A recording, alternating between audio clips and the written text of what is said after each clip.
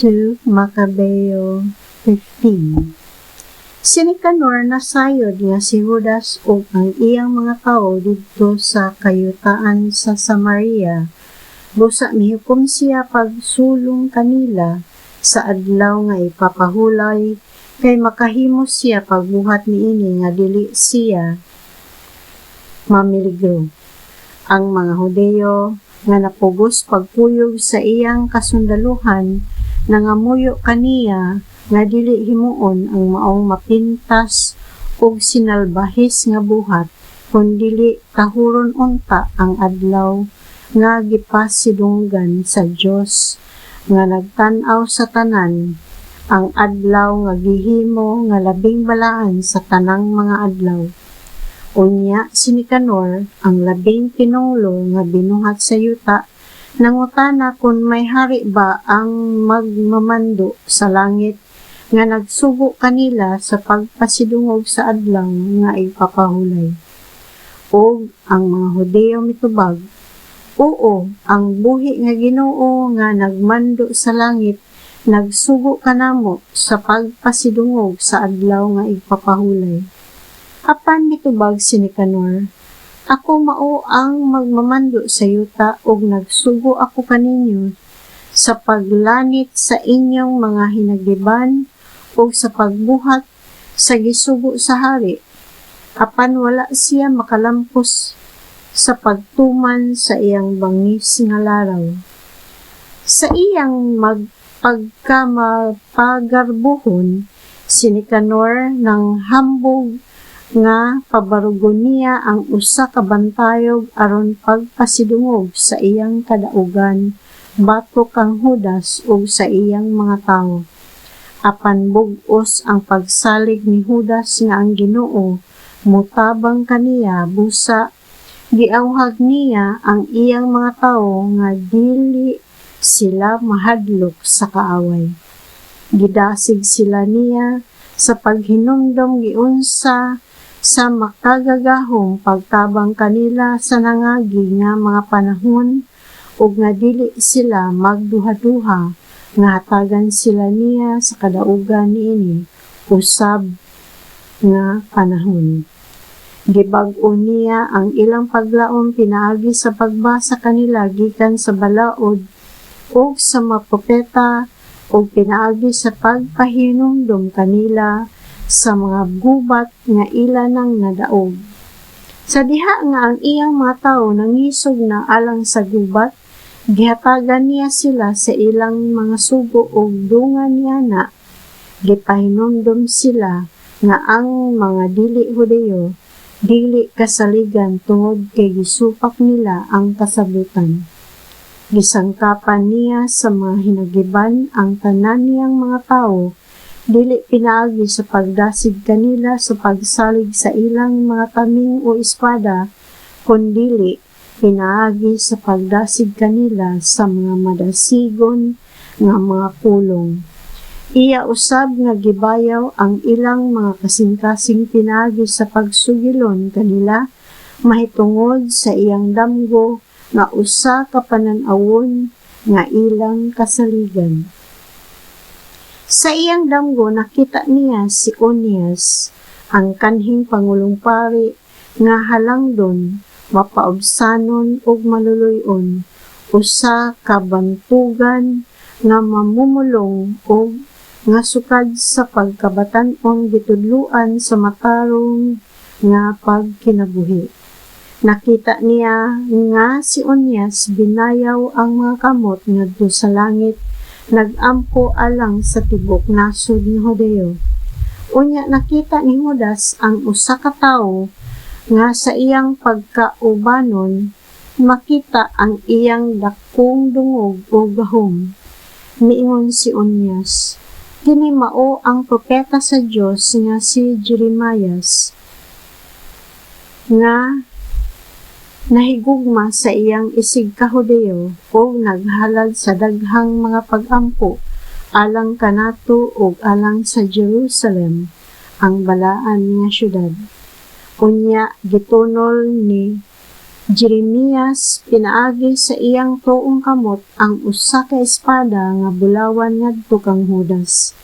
Giingan niya si Judas, kining balaan nga espada maoy usa ka gasa gikan sa Dios. Kuhaa kini ug laglaga ang imong mga kaaway. Ang mga pulong ni Judas nakadasig sa tanan ug nakadugang sa ilang kaisog ug nakalamdag sa mga batan-on sa pagpakig-away sama sa mga lalaking hamtong. Ang ilang syudad, ang ilang relihiyon ug ang ilang templo nahimutang sa peligro. Busa nalig-on ang mga hunahuna sa mga Hudeyo nga dili usikan ang bisan unsang panahon kundili sa paghimo og usa ka mapangahason nga sulong batok sa kaaway ug paghimog maisugon nga paghukom sa ilang kapalaran diha sa pag-asdang nga dinul anay. Wala kaayo sila mabalaka mahitungod sa ilang kaugalingong mga banay ug mga paryente kundili mahitungod sa ilang balaan nga templo. Ug ang mga tawo nga kinahanglan magpabilin sa Jerusalem na balaka pag-ayo unsay mahitabo didto sa hawan nga natad sa panggubatan. Ang tanan nagpaabot kinsa ang makadaog sa gubat. Ang kasundaluhan sa mga kaaway nagpadulong na uban sa ilang kasundaluhang nagkabayo nga didto sa isig kakilid nila ug ang ilang mga elepante gipahimutan sa mga pinili nga mga dapit. Nakita ni Judas Macabeo ang dakong pundok sa kasundaluhan sa kaaway, ang daghang matang sa ilang mga hinagiban ug ang mapintas nga mga elepante. Unya gibayaw niya ang iyang mga kamot ngadto sa langit ug nagampo ngadto sa Ginoo nga nagbuhat og mga milagro tungod kay nasayod siya nga ang Ginoo mao ang naghatag og kadaugan kanila nga angay niini dili kanila nga adunay gamhanan nga kasundaluhan. Miingon si Judas, Ginoo, sa diha nga si Ezekias mao ang hari sa Juda, gipadala nimo ang imong anghel nga mipatay sa 185,000 sa mga tawo ni Hari Sennacherib.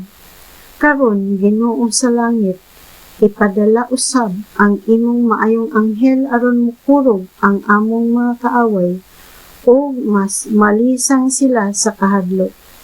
Uban sa imong dakong gahom, laglaga kining mga tawhana nga nagpasipala kanimo o mianhi aron pagsulong sa imong pinili nga katawhan.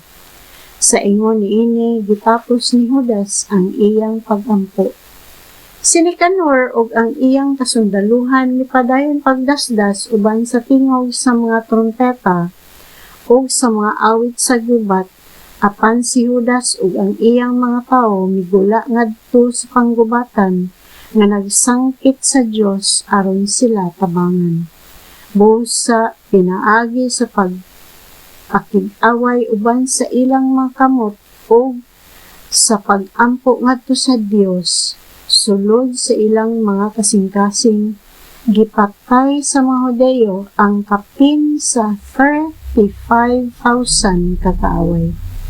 Dako kaayo ang ilang kalipay tungod sa mga panabang nga ilang nadawat gikan sa Dios.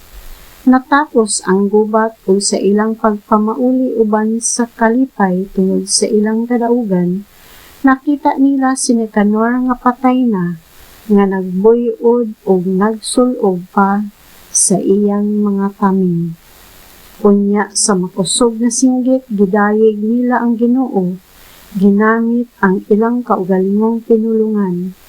Si Judas Macabeo nga sa kanunay nakig-away uban sa tibok niyang lawas ug kalag alang sa iyang kaubang mga Hudeya ug nga sa kanunay nahigugma sa iyang yutang na tawhan sukad sa iyang kabatan-on misugo sa iyang katawhan sa pagpungod sa ulo ni Nicanor o pagputol sa tuon niyang bukton o sa pagdala niini ngadto sa Jerusalem.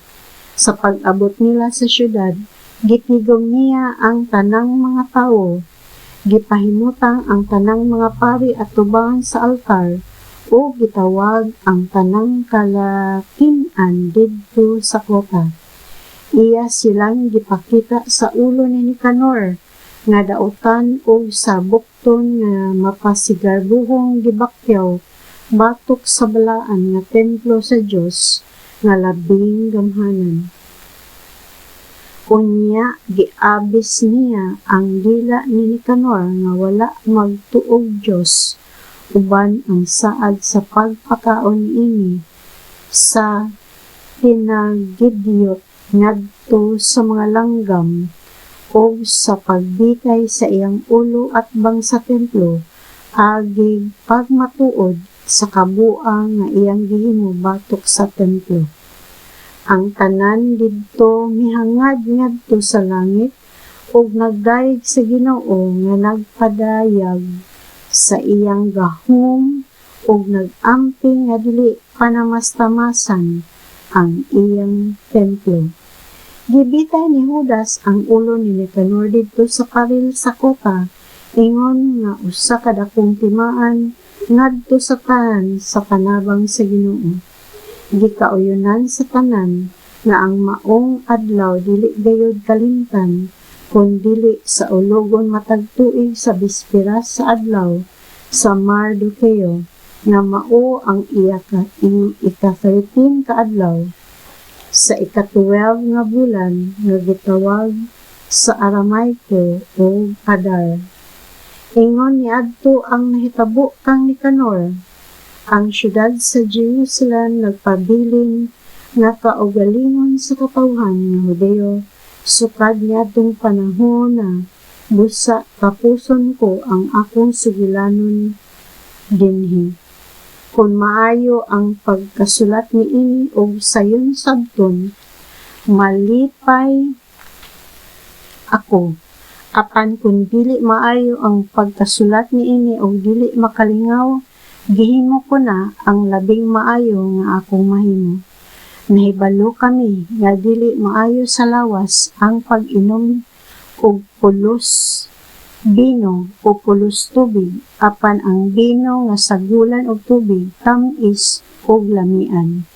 Mauusab ang usa ka maayong sugilanon nga maayong pagkasulat, maghatag og kalipay kanila nga mubasa niini.